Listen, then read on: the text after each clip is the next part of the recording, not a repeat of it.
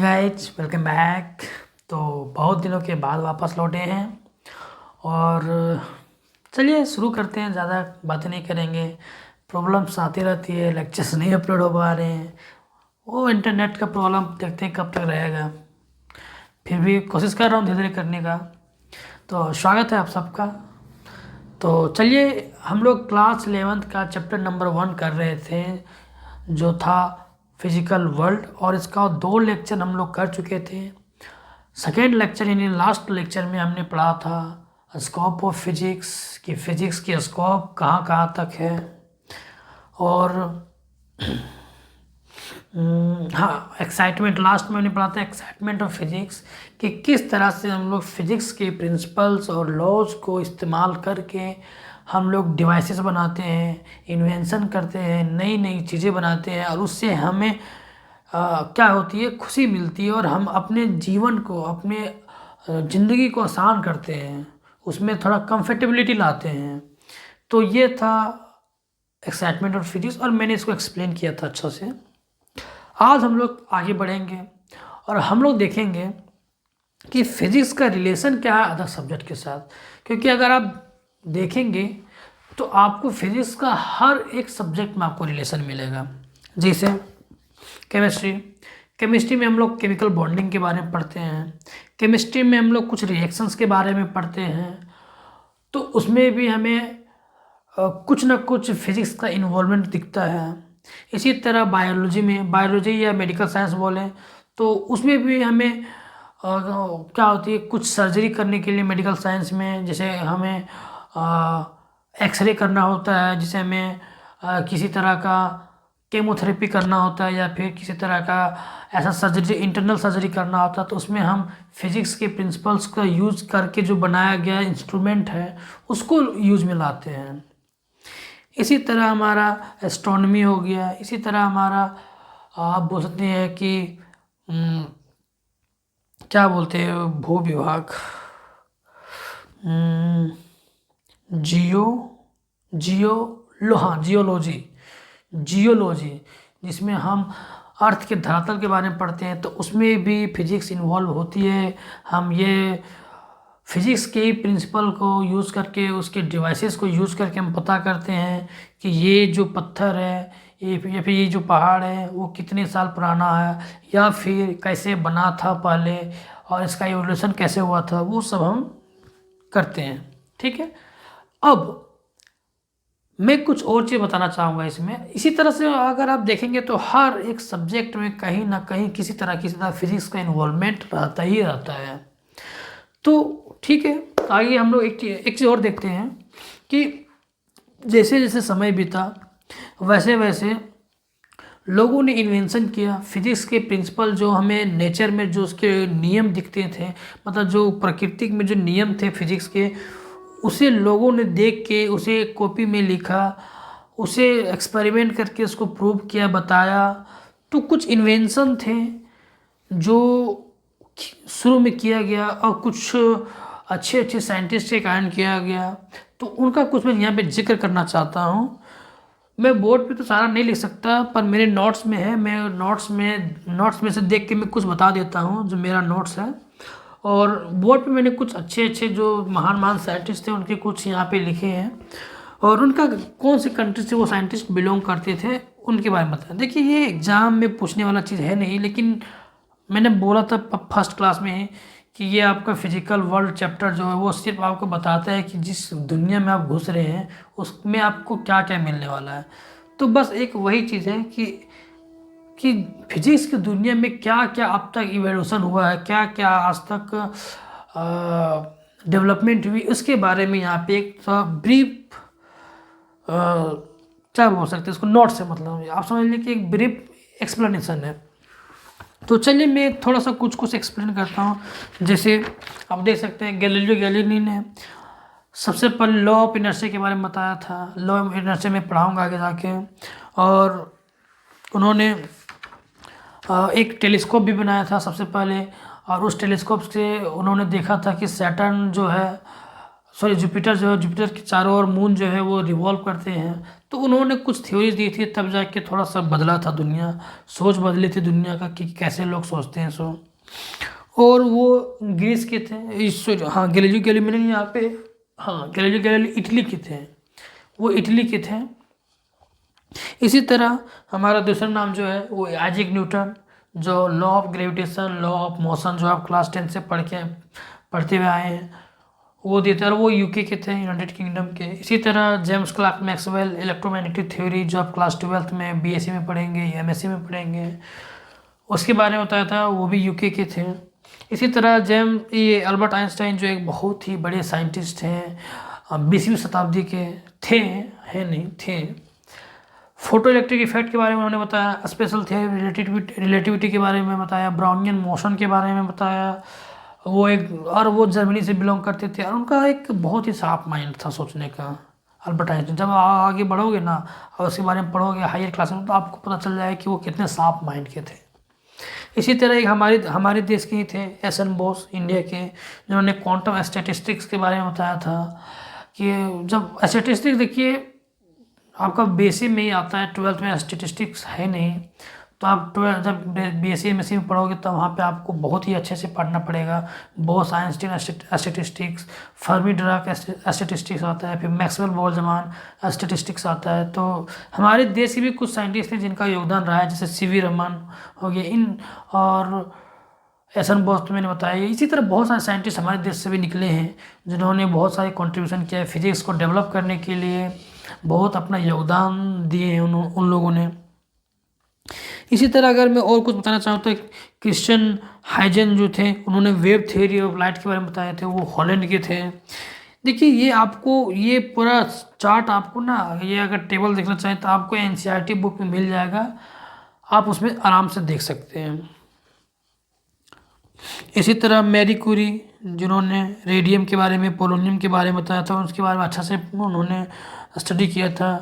इसी तरह हमारे एक और अच्छे साइंटिस्ट थे वर्नर हाइजेनबर्ग, जिन्होंने हाइजेनबर्ग अनसर्टेनिटी प्रिंसिपल के बारे में बताया था। फिर इसी तरह लुइस डी ब्रॉय ने, जिन्होंने मैटर वेव के बारे में बताया था, डुअल नेचर ऑफ मैटर के बारे में बताया था। वो सब आगे हम पढ़ेंगे, कोई दिक्कत नहीं, अभी हम ज़्यादा चर्चा नहीं करते हैं क्योंकि मुझे इसी लेक्चर में पूरा ये चैप्टर ख़त्म करना है। तो चलिए आगे बढ़ते हैं, ये मैं लगा दूंगा आपको साइड में, आप देख लीजिएगा, अपना बुक में भी देख लीजिएगा। अच्छा, अब टेक्नोलॉजी और फिजिक्स में लिंक क्या है? तो टेक्नोलॉजी क्या होती है, फिजिक्स क्या होती है? देखिए, फिजिक्स होती है जो हम लॉज पढ़ते हैं, जो प्रकृति के नियम को पढ़ते हैं, वो होती है फिजिक्स।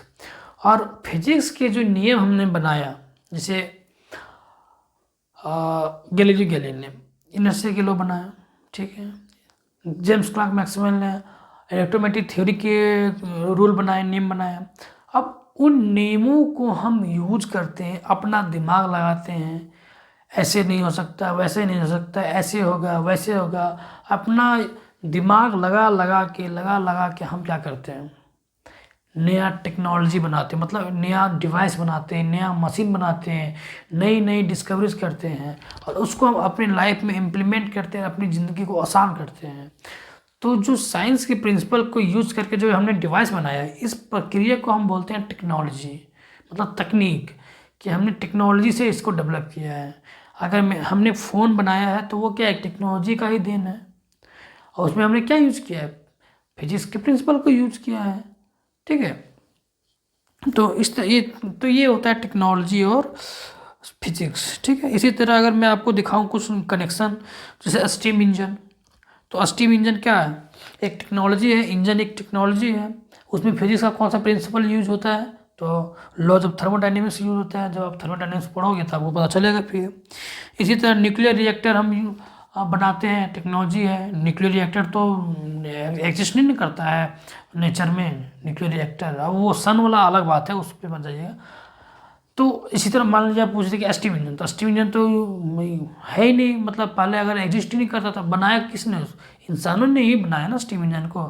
थर्मोडायनेमिक्स के नियम को हमने पढ़ा, और उसको पढ़ के हमने देखा कि ऐसा ऐसा हो सकता है, तो ऐसे ऐसे इंजन चलेगा तो पहिया घूमेगा। तो इस तरह से हमने सोच के टेक्नोलॉजी डेवलप की। इसी तरह को मैं बताना चाहूँगा तो इलेक्ट्रिक जनरेटर जो फैराडेज लॉ के इलेक्ट्रोमैग्नेटिक इंडक्शन पे काम करता है। लेजर्स हो गया जो लाइट एम्प्लीफिकेशन पे काम करता है। सोनार हो गया जो अल्ट्रासोनिक वेव हम छोड़ते हैं और वो टकरा के नीचे से आता है समुद्र के तल से, तो हमें पता चलता है कि वहाँ पे गहराई कितना है। ये अपने 10th में पढ़ा होगा। ऑप्टिकल फाइबर्स के बारे में इसी तरह टोटल इंटरनल रिफ्लेक्शन पे डिपेंड होता है। फोटो सेल बना रहे हैं हम लोग और फोटो इलेक्ट्रिक इफेक्ट का यूज़ करके। तो इस तरह से आप इसी तरह आपको बुक में मिला है, बहुत सारा मिल जाएगा, आप देख सकते हैं, वहाँ पे आप डिटेल स्टडी कर सकते हैं। ठीक है, इसके आगे जो मैं बताऊंगा वो 2 अच्छे अच्छे टॉपिक हैं, उसके बारे में आप एक्सप्लेन करूंगा और उसको आप अच्छे से समझिएगा। ठीक है,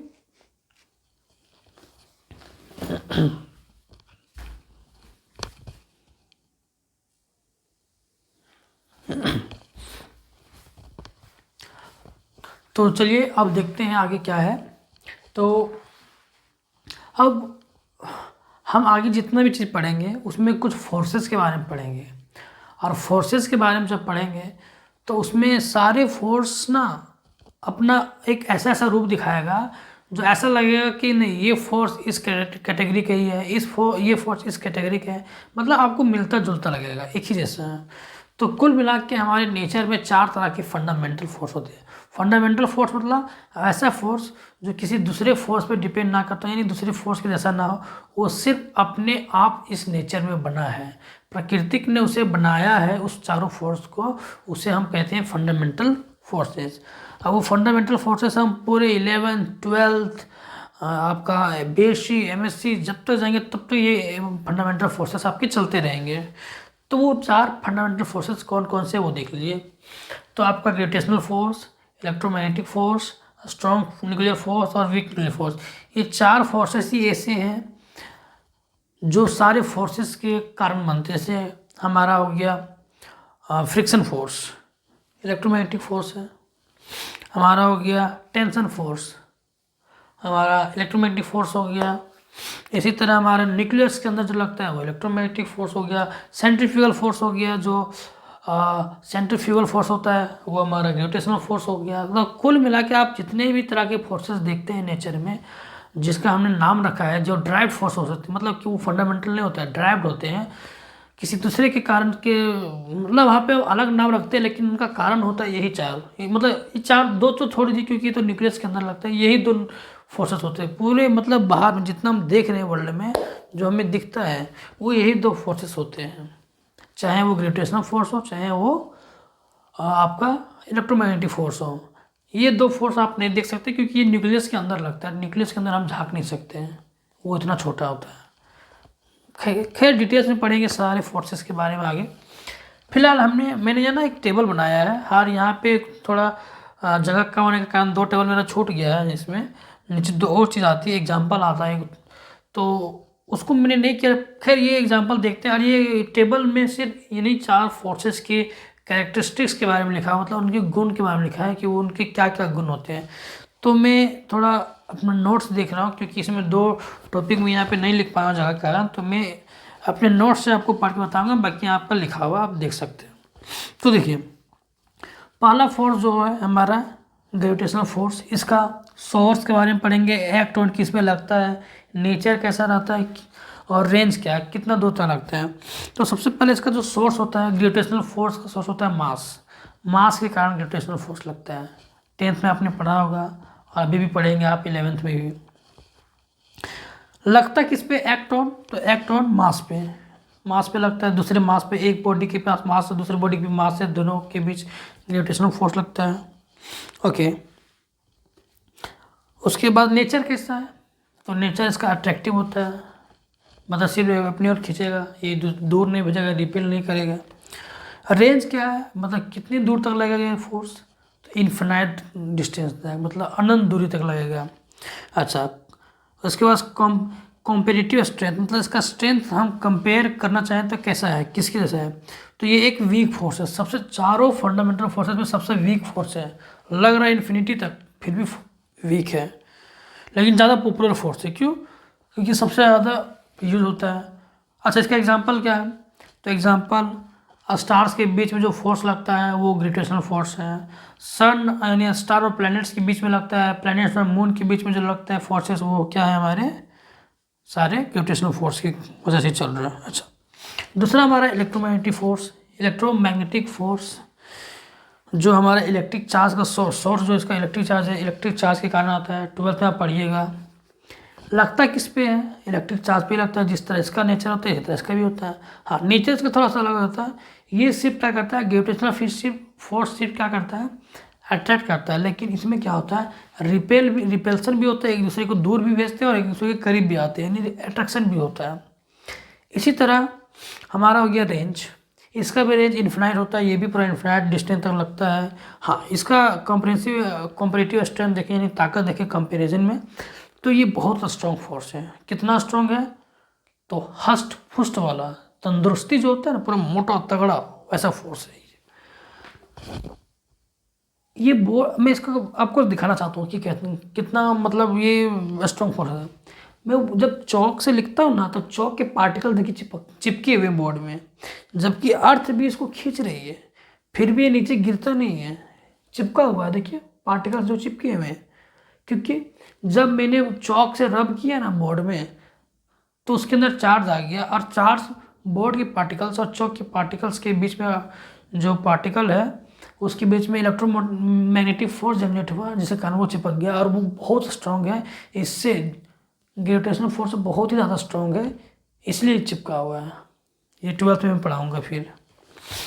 तो ये बहुत स्ट्रांग होता है। कितना होता है, तो ग्रेविटेशनल फोर्स से 10 की पावर 27 गुना। 10 की पावर 27 गुना कितना होता है भाई, तो 10 की पावर 6 जो होता है मिलियन। 10 की पावर 9 होता है बिलियन। 10 की पावर 12 होता है ट्रिलियन, मतलब ट्रिलियन भी नहीं, 27 यानी 15 जीरो और लगाना उसके बाद। बाप रे, इतना मतलब बोल नहीं सकते कितना। इसीलिए तो ये चौक का पार्टिकल इसमें चिपका हुआ है, वरना अर्थ अब इसको अपने आप खींच लेता है, नीचे खींच जाता है, नीचे गिर जाता है ये। तो सोचिए कितना स्ट्रॉन्ग फोर्स है लगता। अच्छा, इसका एग्जांपल क्या है, तो फ्रिक्शन मैंने बताया, जब हम चलते हैं फ्रिक्शन, वो एक इलेक्ट्रोमैग्नेटिक फोर्स है। मैग्नेटिक फोर्स हो गया, इलेक्ट्रिक चार्जेस जो फोर्स लगाते हैं एक दूसरे के ऊपर, वो हो गया एग्जांपल। अच्छा, अब तीसरा क्या है, तो तीसरा है हमारा strong nuclear force. Strong nuclear force, अब हम जा रहे हैं न्यूक्लियस के अंदर, जहाँ पे 2 फोर्सेस लगते हैं, और वो फोर्सेस इन दोनों से भी ज़्यादा स्ट्रॉन्ग होता है, इन दोनों से भी स्ट्रॉन्ग ज़्यादा होता है। देखिए कैसा, तो हमारा न्यूक्लियर फोर्स जो लगता है न्यूक्लियर पार्टिकल्स में, न्यूक्लियर पार्टिकल्स मतलब जो न्यूक्लियस के अंदर जो पार्टिकल्स होते हैं, जैसे प्रोटॉन्स हो गए, न्यूट्रॉन्स हो गए, इलेक्ट्रॉन्स हो गए, उसके बीच में लगता है। लगता किसे है, एक्टॉन, तो उन्हीं के बीच में लगेगा। इलेक्ट्रॉन्स आपस में वो आपस में ही लगते हैं, ठीक है। अच्छा, नेचर क्या है, तो अट्रैक्टिव और रिपेल दोनों है। ये स्ट्रॉन्ग न्यूक्लियर फोर्स SNF का मतलब होता है स्ट्रॉन्ग न्यूक्लियर फोर्स, में बताना चाह रहा हूँ। अच्छा, इसका रेंज क्या था, तो हाँ, इसमें एक ही चीज़ है, ये फोर्स है तो बहुत स्ट्रॉन्ग, पर इसका रेंज बहुत कम है, मात्र 10 की पावर -15। यानी 1 मीटर लीजिए, 1 मीटर का आप स्केल लीजिए, 1 मीटर का रस्सी लीजिए, और उसको क्या कीजिए, 10 की पावर 15 जीरो लगा के उतना टुकड़ा कर दीजिए, उतना भाग कर दीजिए। अब सोचिए 1 सेंटीमीटर कितना होता है पता है, 1 सेंटीमीटर बहुत छोटा होता है, उसको भी आप कितना बार काटेंगे आप भूल जाइए। 10 की पावर 15 नीचे है, -15 मीटर, तो सोचिए कितना छोटा होता है वो फोर्स का डिस्टेंस, और उतने ही छोटे से डिस्टेंस में ये फोर्स लगता है, और इतना स्ट्रॉन्ग लगता है कि इससे भी ज़्यादा इससे तो ये तो ग्रेविटेशनल तो सबसे वीक है, क्योंकि ग्रेविटेशनल से 10 के पावर 27 गुना यही स्ट्रॉन्ग है, और इससे भी स्ट्रॉन्ग न्यूक्लियर फोर्स होता है। तो इसका क्या है, तो इलेक्ट्रोमैग्नेटिक फोर्स जो होता है इससे 10 गुना ज़्यादा हमारा स्ट्रॉन्ग न्यूक्लियर फोर्स होता है। इसका मतलब कि अगर इससे कंपेयर करें ग्रेविटेशनल फोर्स से, तो कितना हो जाता है, 10 गुना यानी 37, यानी ग्रेविटेशनल फोर्स से 37 गुना ज़्यादा हो जाता है।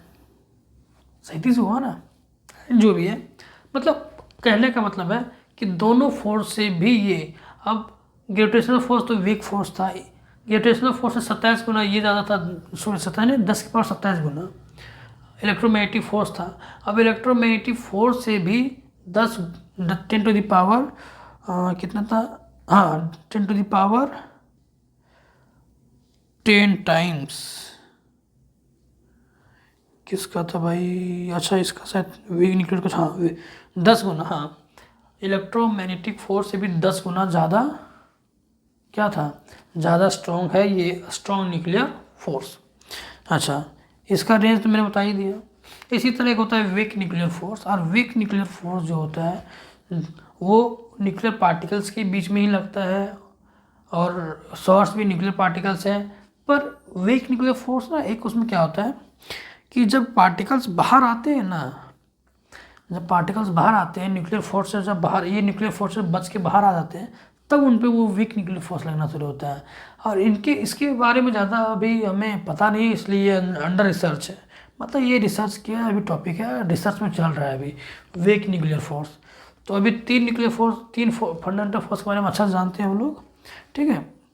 और इसका अगर हम देखना चाहें वीक न्यूक्लियर फोर्स का, तो इसका एग्जांपल है हमारा क्या, inside nucleus with in the protons and neutron. Proton और न्यूट्रॉन के बीच में कैसे फोर्स लग रहा है, वो चीज़ अंडर रिसर्च का है। और वो हाई पार्टिकल फिजिक्स से बोले आप, न्यूक्लियर फिजिक्स का मैटर है, तो अभी आपको समझ में नहीं आएगा। तो आप सिर्फ बस इतना ही याद रखिए कि हमारे फंडामेंटल फोर्सेज जो होते हैं नेचर में, वो 4 तरह के होते हैं। और मैंने आपको ये एक्सप्लेन कर ही दिया है कि कौन सा फोर्स किससे ज़्यादा स्ट्रॉन्ग होता है, कितने गुना ज़्यादा होता है। तो अब क्या है, अब ये है कि ये तो हमें पता चल गया। अब इसके बारे में हम आगे आगे चैप्टर्स में जब जाएंगे तो डिटेल से ही पढ़ेंगे पूरा, अच्छा तब हमें समझ में आ गया। बस अभी एक थोड़ा सा ओवरव्यू ले लिए, एक थोड़ा सा जानकारी ले लिए, और कुछ नहीं। तो बस इस टॉपिक में इतना ही। अब हम लोग थोड़ा सा नेक्स्ट टॉपिक बचा है, लास्ट टॉपिक जिसको बोल सकते हैं। और लास्ट टॉपिक को मतलब 15-20 मिनट का और जाएगा, उसके बाद इसको हम लोग ख़त्म करेंगे। उसके बाद हम लोग नेक्स्ट चैप्टर शुरू करेंगे, उसके बाद वहाँ से फिर मज़ा आएगा, ठीक है। तो चलिए लास्ट टॉपिक को भी ख़त्म कर लेते हैं। तो चलिए अब इस चैप्टर का लास्ट टॉपिक करते हैं और इस चैप्टर को ख़त्म करते हैं। तो लास्ट टॉपिक हमारे, जिस तरह हमने नेचर के फंडामेंटल फोर्सेस के बारे में देखा, इसी तरह नेचर में कुछ ऐसे लॉज हैं जो कभी बदलेंगे नहीं, जिसको हम कहते हैं कंजर्वेशन लॉज। कंजर्वेशन मतलब निश्चित रहना कि जो चीज़ इस दुनिया में बन गया वो बन गया, अब ना ही वो कम हो सकता ना ही ज़्यादा हो सकता है। जैसे हमारा पहला conservation of mass and energy. इसका मतलब होता है कि आपने क्लास 10th में भी पढ़ा होगा कि एनर्जी को ना ही हम बना सकते हैं और ना ही उसको हम नष्ट कर सकते हैं, बस उसका हम एक फॉर्म से दूसरे फॉर्म में बदलते हैं। तो इस नेचर में प्रकृति ने जितना पदार्थ, जितना मास बना दिया या फिर जितना एनर्जी बना दिया, उतना ही रहेगा हमेशा जब तक दुनिया चलती रहेगी। उससे ना ही 1 किलो मास बढ़ेगा, ना 1 किलो कम होगा, ना ही 1 जूल बढ़ेगी, ना ही 1 जूल एनर्जी कम होगी। जितना बन गया बस बन गया, बस वही सालों से, करोड़ों साल से एक फॉर्म से दूसरे फॉर्म में बदलती आ रही है, दूसरे फॉर्म से तीसरे फॉर्म में बदलते दूसरे फॉर्म से तीसरे फॉर्म में बदलते जा रहा है। मतलब अब ये नहीं कह सकते कि एक एनर्जी यहाँ पे हमें दिख रही थी वो डिस्ट्रॉय हो गई, ऐसा नहीं होता है। ये आप फिर से मैं जब बताऊंगा मैकेनिक्स का चैप्टर, तो उसमें अच्छा से एक्सप्लेन करूंगा। अभी मैं एक्सप्लेन नहीं करने जा रहा हूँ किसी को डिटेल में, ठीक है। इसी तरह होता है conservation of electrical charges. 12th में जब हम पहला चैप्टर पढ़ेंगे इलेक्ट्रोस्टैटिक्स, तो उसमें इलेक्ट्रिकल चार्जेस के बारे में पढ़ते हैं। तो वो भी कंजर्व होते हैं कि इस दुनिया में अगर 100 कूलम चार्ज बन गया तो नहीं रहेगा, ना ही कम होगा नहीं ज़्यादा होगा। इसी तरह क्लास 10th में भी हमने पढ़ा था कंजर्वेशन ऑफ मोमेंटम। मोमेंटम एक ऐसा क्वांटिटी है जिसको समझना बहुत ही ज़रूरी होता है, क्योंकि उससे बहुत सारे कॉन्सेप्ट क्लियर होते हैं। तो फिलहाल समझेंगे बाद में, पर अभी इतना ही याद रखिए कि मोमेंटम भी जो क्वांटिटी होती है वो कंजर्व रहती है। वो उसको भी हम मोमेंटम को ना ही बना सकते हैं और ना ही उसको हम ख़त्म कर सकते हैं। तो ये कुछ हमारे कंजर्वेशन लॉज थे। और कंजर्वेशन लॉज के अलावा हमारे कुछ यूनिवर्सल लॉज भी हैं जो पूरे यूनिवर्स में फॉलो होते हैं। मतलब चाहे आप कहीं भी कुछ भी चल जाओ, कहीं भी चल जाओ, वो रूल फॉलो होगा तो होगा, वो बदल नहीं सकता। जो है क्या, every system wish to achieve its condition of lowest energy and will always act to reach it. देखिए, every system wish to achieve its condition of lowest energy, मतलब एवरी सिस्टम मतलब हर एक सिस्टम विश चाहता है to achieve मतलब प्राप्त करना, अचीव मतलब होता है प्राप्त करना, to achieve its condition of lowest energy मतलब हर एक सिस्टम अपना लोवेस्ट एनर्जी का कंडीशन को प्राप्त करना चाहता है। इसका मतलब मैं समझा रहा हूँ, and will always act to reach it मतलब और हमेशा उसी में रहना चाहता है। लोवेस्ट एनर्जी मतलब कि एक ऐसा सिस्टम जिसमें मतलब एक सिस्टम वो ऐसा लोवेस्ट मतलब वो ऐसा कंडीशन को वो प्राप्त कर लेगा जिसमें उसको सबसे कम एनर्जी खर्च हो रहा है, और वो उसी सिस्टम और उसी पोजीशन को और उसी पोजीशन को वो हमेशा मेंटेन करता रहेगा, करना चाहेगा। जैसे मैं इंसान का ही एग्जांपल लेता हूँ। जब इंसान दौड़ता है तो बहुत तेज़ी से थकता है, तो दौड़ता हुआ इंसान क्या चाहता है कि वो अब चले, दौड़े नहीं, वो चले। लेकिन चलने में भी क्या होती है, एनर्जी लॉस होती है। दौड़ने की अपेक्षा कम होती है पर होती है। तो वो इंसान चाहता है कि अब मैं बैठ जाऊं, क्योंकि बैठने में थोड़ा मज़ा आता है। तो हम लोग नहीं देखते कि चलते चलते थक जाते हैं तो बैठ जाते हैं, आराम करते हैं, ठीक है। अब देखिए, चलने के अलावा बैठने में तो बहुत कम एनर्जी लॉस होगी, मतलब बहुत खर्च होगी, लेकिन एनर्जी खर्च होती है। तो अब जो बैठा इंसान है ना, तो बहुत देर तक बैठे बैठे वो क्या चाहेगा कि अब लेट जाए, सो जाए, मतलब लेट जाए कहीं पे। अब वो लेट जाएगा तो उसका वो सबसे लोवेस्ट एनर्जी है, वो जो पोजीशन है ना सोना, इंसान के लिए तो सोना एनर्जी है, मतलब वो सोया हुआ लेटा हुआ है, वो सबसे लोवेस्ट एनर्जी वाला पोजीशन है। इसका मतलब कि उस पोजीशन में जब वो लेटा हुआ है तो उसका सबसे कम एनर्जी खर्च हो रही है, बहुत कम एनर्जी उसमें लग रहा है उसको। इसलिए हर एक इंसान खड़ा रहना नहीं चाहेगा, बैठना नहीं चाहेगा, वो क्या चाहेगा, सोना चाहता है। इसीलिए इंसान 12 बोलते 7-8 घंटा तक, कोई इंसान तो 9-9 घंटा तक सोना पसंद करता है रात में, दिन में नहीं, रात में ही। दिन में तो ज़्यादा लोग 3-4 घंटा सोते हैं, तो इसीलिए लोग इतना ज़्यादा सोना पसंद करते हैं। पर बैठ हम नहीं पाते 7-8 घंटा, चल नहीं पाते, नहीं दौड़ पाते हैं। तो ऐसा होता है, ये होता है लॉजिक। इसी तरह अगर हम ये तो इंसानों में देखें, हर एक चीज़ में, आप केमिस्ट्री में देखेंगे तो केमिस्ट्री में जो रिएक्शंस होते हैं एलिमेंट्स के बीच, उसमें भी जब तक वो एलिमेंट स्टेबल इक्विलिब्रियम में नहीं पहुंच जाता है, मतलब एक स्थिर अवस्था में नहीं पहुंच जाता है, तब तक वो रुकता नहीं है, वो रिएक्ट करता ही रहता है, करता ही रहता है। तो आगे जैसे जैसे आप पढ़ोगे साइंस को, फिजिक्स को, केमिस्ट्री को, बायोलॉजी को, हर एक ब्रांच को, तो आपको बहुत ही अच्छे समझ में आएगा कि ये चीज़ जो मैंने बताया वो क्या है सो, ठीक है। अच्छा, एक और इसमें था लास्ट चीज़, उसके बाद द एंड होगा, प्रिंसिपल ऑफ सिमेट्री। ये चीज़ याद रखिए, नेचर जो है ना किसी के साथ दुर्व्यवहार नहीं करता, जैसे हम लोग इंसान करते हैं ना जाति धर्म के नाम पे। तो हम क्या बोल सकते हैं, किसी के ऊंच नीच के हिसाब से हम लोग भेदभाव करते हैं, तो नेचर ऐसा नहीं करता है। नेचर हमेशा सिमेट्री को फॉलो करता है। नेचर को पसंद है सिमेट्री रखना। 12th में मैं पढ़ाऊँगा, उसमें जब कॉन्सेप्ट आएगा dual nature of light and dual nature of matter, उसमें जिस तरह लाइट को नेचर ने डुअल नेचर दिया है, वेव नेचर और पार्टिकल नेचर दोनों दिया है, इसी तरह मैटर के पास भी नेचर ने वही दोनों गुण दिया है, वही मतलब वही दोनों गुण मिला मैटर को भी। तो नेचर कभी भी किसी के साथ भेदभाव नहीं करता है, वो सिमेट्री को फॉलो करता है, और वो हमेशा उसी रूल को फॉलो करता रहता है, चाहे कुछ भी हो जा रहा है, वो कभी भी अफेक्ट नहीं होता। Not affected by time and space, मतलब टाइम और स्पेस के साथ वो कभी अफेक्ट होगा ही नहीं, चाहे कुछ भी हो जाए। तो ये था हमारा यूनिवर्सल प्रिंसिपल और principle of symmetry. Universal principle और प्रिंसिपल ऑफ सिमेट्री आप दोनों समझ गए होंगे, मैंने ये एक्सप्लेन कर दिया है। और इसी के साथ ये चैप्टर होती है ख़त्म। उसके बाद अब हम लोग जाएंगे नेक्स्ट चैप्टर में, जो है हमारा यूनिट्स एंड डायमेंशंस। उसके बाद हमारा रियल फिजिक्स शुरू होगी, जो कैलकुलेशन से बेस्ड होगी, एग्ज़ाम से बेस्ड होगी, मतलब बेस्ट मतलब आधारित होगी। तो चलिए मिलते हैं नेक्स्ट लेक्चर में। आज के लेक्चर में इतना ही है, तब तक के लिए थैंक यू।